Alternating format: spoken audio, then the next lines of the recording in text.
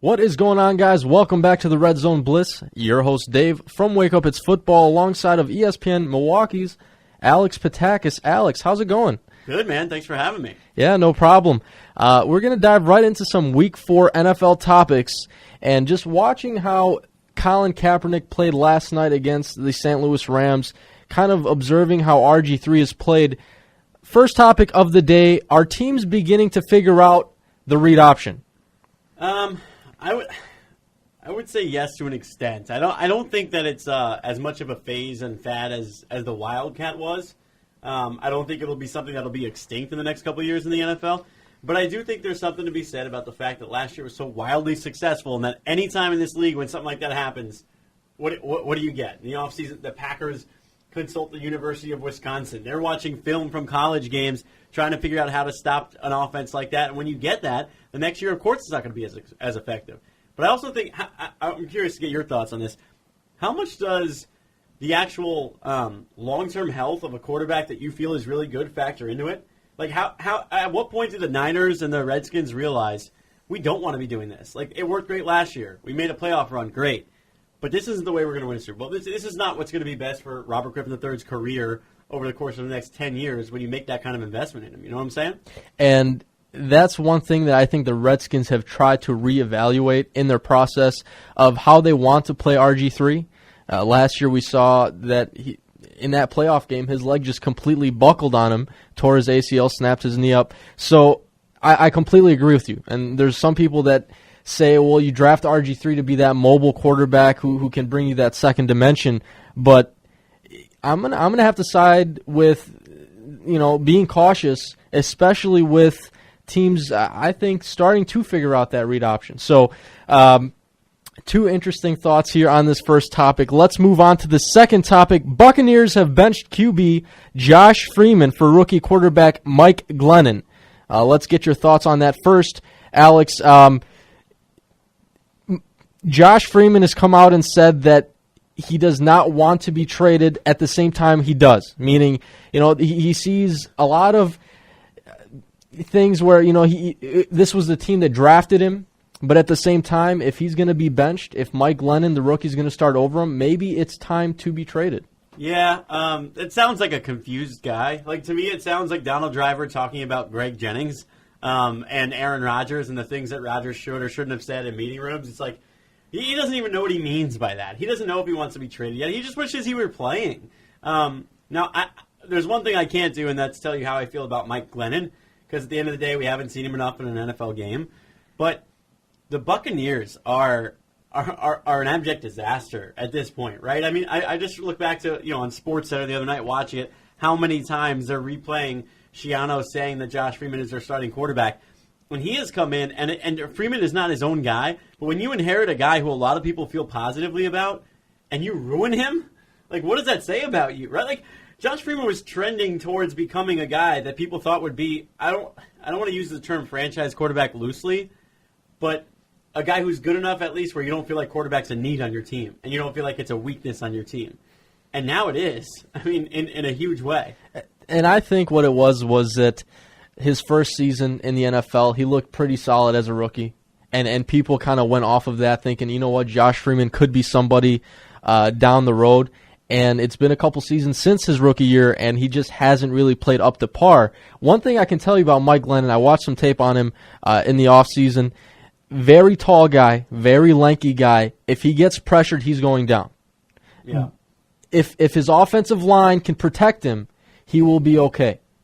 It was weird coming into the offseason when people were saying that he might be the best quarterback in college football and be like the top guy taken, when the average football fan probably didn't watch him play a single game in college. That's just weird. Because you watched Andrew Luck, you watched Robert Griffin III, there were probably more people who were aware of Colin Kaepernick when he came in as a second-round pick than there were of people aware of Mike Glennon. So, what you said, him being, height is always a good thing, but it's one thing to not be strong in the pocket. So you're saying, like, his pocket mobility lacks. It lacks? Yeah. And you send people after him, and then he's exactly. Yep. Yeah, that won't be fun for Tampa Bay to deal with. They have guys like Carl Nix there on that offensive line, some solid offensive linemen who I think, if they can get the job done, he should be able to do what he needs to do. But First weekend here for Mike Glennon, new starter for the Tampa Bay Buccaneers.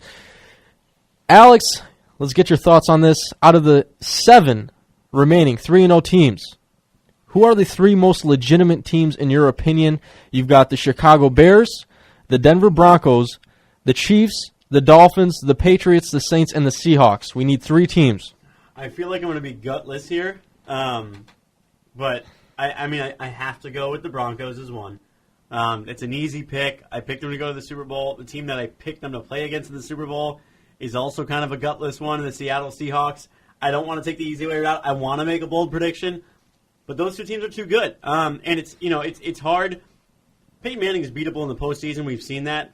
If their defense is playing well, and if they're able to incorporate a running game too, they'll be really hard to stop. Seattle, I think I have to put up there because if there's a way they're playing at home in the playoffs, I mean, teams are doomed. Honestly, like I've never seen a home field advantage. I've never seen a team look so different at home than when they do on the road. I mean, it's a completely different football team. I mean, here locally in Wisconsin, if the Seahawks were coming to Green Bay for a playoff game, nobody would be that worried.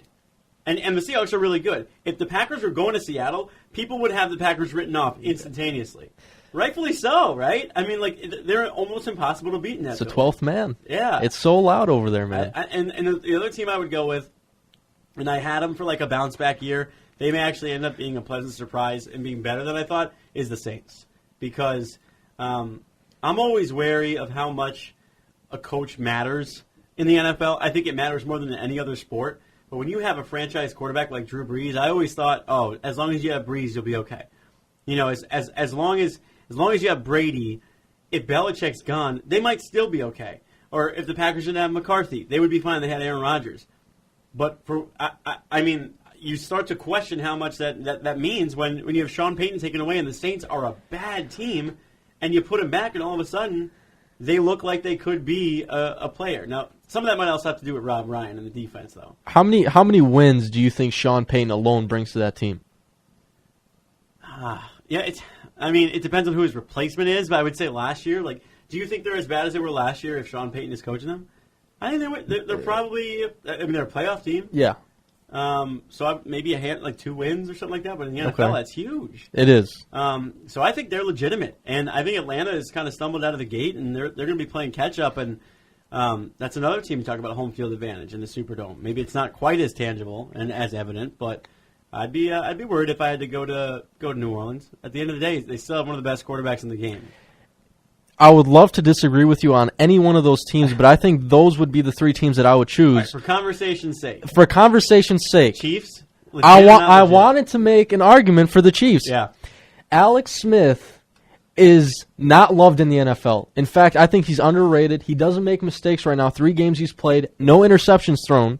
You've got Andy Reid really taking over that team, and I think they had a lot of talent last year to go 2-14. I was very surprised because last year I actually thought that they could take a wild card spot. Peyton Manning is in that division right now, but yeah, watch out for the Chiefs. Yeah. Do you think people are short-sighted and forget that Alex Smith at the end of 2011 and for all that he was playing in 2012 was good? They do forget that. I mean, they think of it. He's thought of as a retread and a first overall pick who was a bust. But if he doesn't get hurt, he might have been playing in a Super Bowl last year. If he doesn't get hurt, he's going on a playoff run with the 49ers, and nobody's laughing at the thought of Alex Smith actually being a legitimate starting quarterback in this league. I mean, that injury changed the way you think about him. And the other thing is I think people forget that he did lead that team to the NFC Championship game in 2011. And his record, he had one tie on his record last year when he went hurt. But he was on the way to leading the Niners to an NFC West championship. He was never failing at any point. And a concussion that he chose not to hide, like a lot of other guys in the NFL do, kind of just changed the course of his career. And I don't know what you think if Harbaugh would have made that decision anyway, because a lot of people think no matter what, Kaepernick was Harbaugh's guy, and at one point or another he was going to make that switch. But if Smith doesn't get hurt, he might still be starting for the the Niners today. And the Niners might not be that much worse off than they are. Interesting. It's very interesting. I mean, Alex Smith, he's in that gray area with a lot of people. For me, I think he's underrated.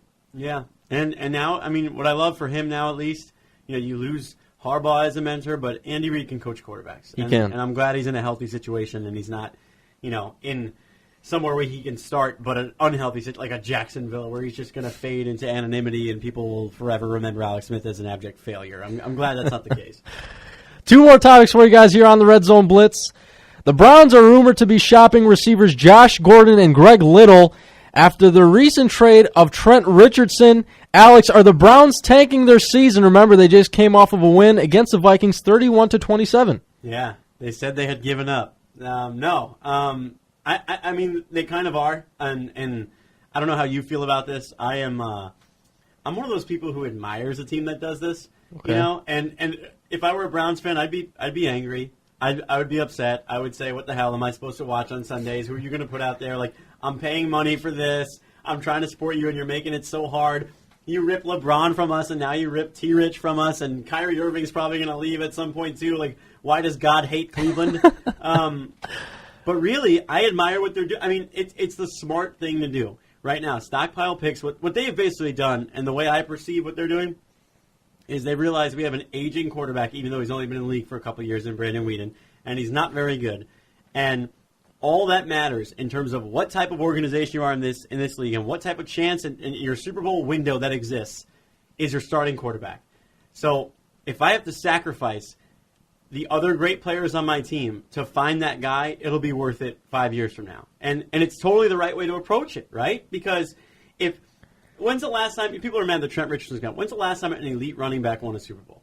Adrian Peterson didn't win one anytime soon. When your running back is your best player on your team, more often than not, that's a problem in today's NFL, right? It is. Look at the Saints, look at the Packers, look at the Patriots, look at the majority of the Broncos with Peyton Manning now.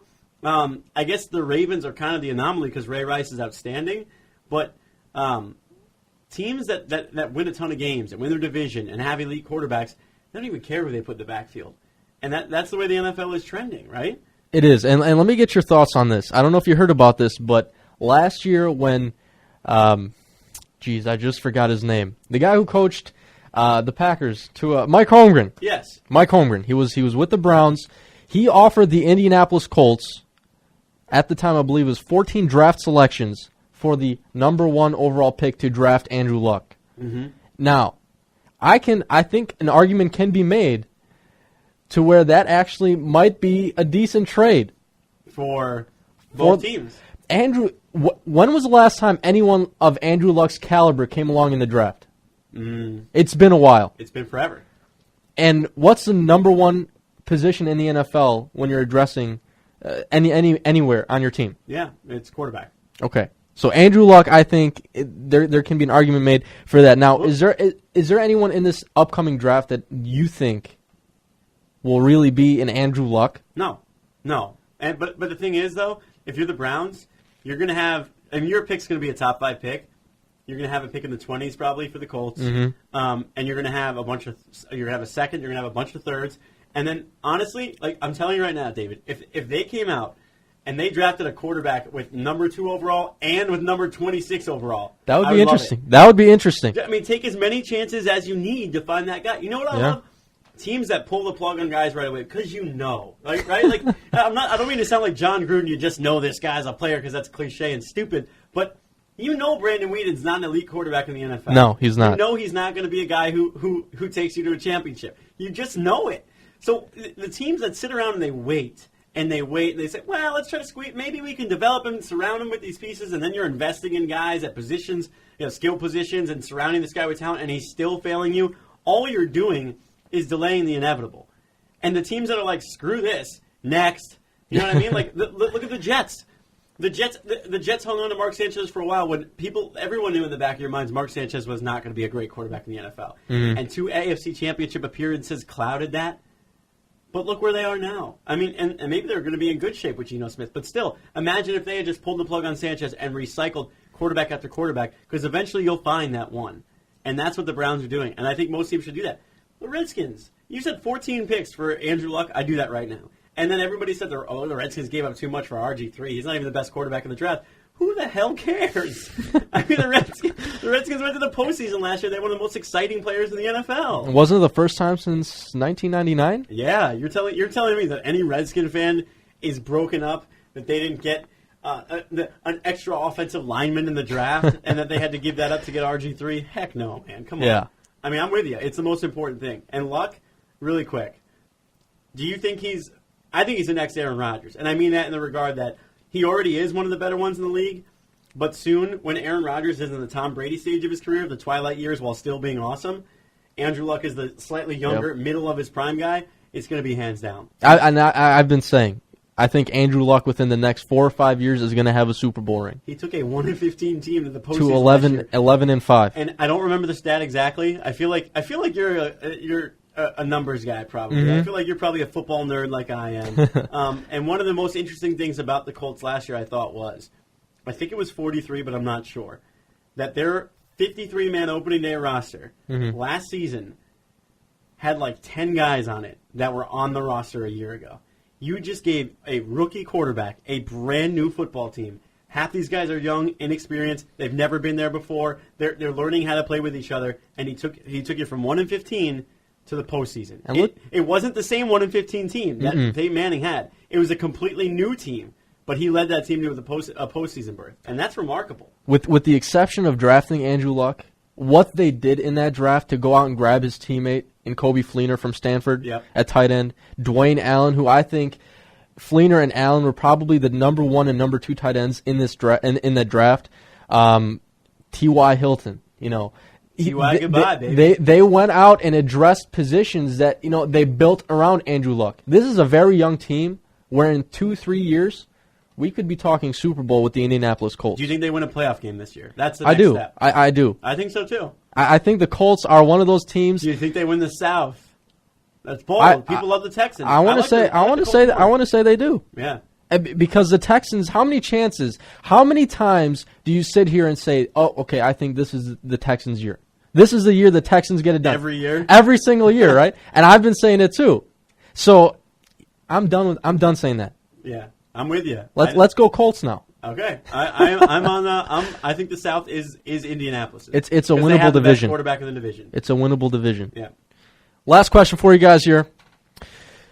Since me and Alex are both Packer fans, what is the one matchup that Alex that you're looking forward to this weekend besides your Packers, because they're on a bye week? You got the Seahawks at the Texans, Eagles at Broncos, Patriots at Falcons, and Dolphins at Saints. Dude, I am locked in to a Sunday date with Scott Hansen on the Red Zone channel. Like I'm gonna miss the 3 hours that I have to invest in the Packer game, but don't you just kind of love not having to make that investment on Sunday and just being a total observer? Sometimes you're not really an observer in the Packer game; you're a participant when you're a Packer fan more often than not. But now you could I could go to Red Zone, I could go whatever's on Fox, I could go to whatever's on CBS, I could do whatever the hell I want, and I'm not gonna have to worry about missing a play. So I'll be locked in the Red Zone. I think. For Packer fans, I think Lions-Bears. I'm interested in Lions-Bears, not just because it's a division game. The Bears are 3-0, and I don't know what kind of team they are. I'll admit that. I don't. I mean, I haven't watched them. If someone were to say today, are the Bears real or are they phonies, and the Packers are going to mop the floor with them, and they'll end up being 8-8. I couldn't give you an answer to that question. So I'm interested in that one, and I think in general, a little bit of a softer slate this week in the National Football League. One very intriguing game for me, though, and I just, I moved from South Florida. If the Dolphins beat the Saints, then, talking about the Miami Dolphins and using the word playoffs in the same conversation will no longer be thought of as asinine. So that's actually an interesting one for me, too. What do you think? What are you most... I'm actually eyeing the Patriots at the Falcons, and... here's why. I think the Patriots, out of all the teams that are undefeated right now, might be one of the worst undefeated teams in the NFL. And secondly, the Falcons are 1-2. I think they deserve a better record. I think the Falcons have a lot of talent. I'm a firm believer in Matt Ryan and some of the receivers that they have there in Julio Jones. So I'm interested to see how the Patriots play the Falcons in Atlanta. Yeah.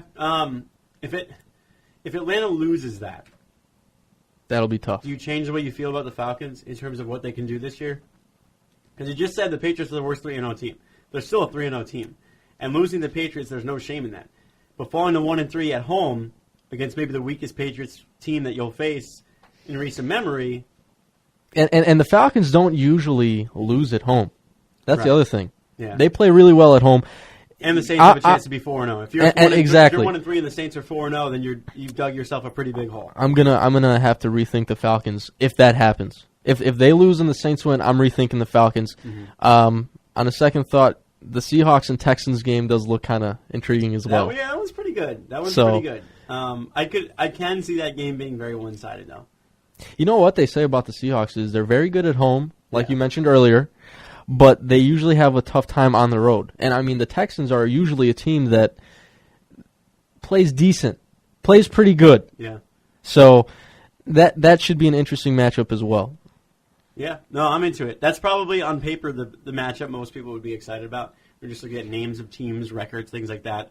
Because I don't think there's a ton of excitement for 3-0 with the Dolphins and the Saints.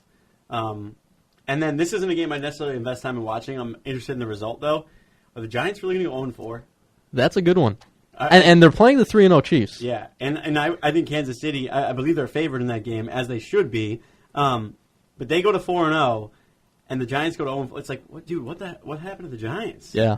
You know? I mean, it's baffling to me that, and it drove me mad at the time, and I don't know if you bought into this or not. When Eli won his second Super Bowl, and people were saying that he could be better than his brother, I was like, dude, what game are you watching? Yeah. Like, I don't care how many rings you're not watching the same game I am, and that's and I'm sorry, Peyton coming off surgery and being out of the league for a year. Took the Broncos to home field advantage, right? They had home field advantage last year. I'm not crazy. He did. They had the best record in the AFC.